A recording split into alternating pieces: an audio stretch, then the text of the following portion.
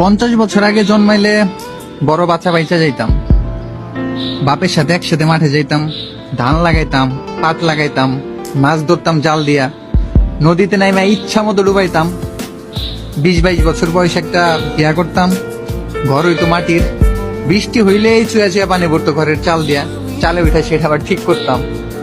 এই life, career, success, pizza, burger, iPhone, MacBook, Facebook, drone, মাসের বাসা ভাড়া, গাড়ি, বাইক, কোনো কিছু না কোনো চিন্তা থাকতো না।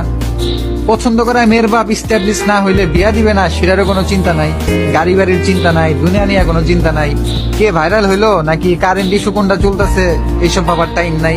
সন্ধ্যার পরে একটা ঘুম দিতাম, বাসা ভাড়া দেওয়ার কোনো প্যারা নাই, বাবা মারে ছাড়া একলা থাকুম, দূরে থাকুম, এইসবের কোনো প্যারা নাই।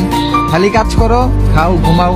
এই হার্ট অ্যাটাক, হার্টে ব্লক, অফিসের প্যারা, বসের ঝাড়ি, অন্তত পক্ষে টেনশন মুক্ত থাকতে পারতাম।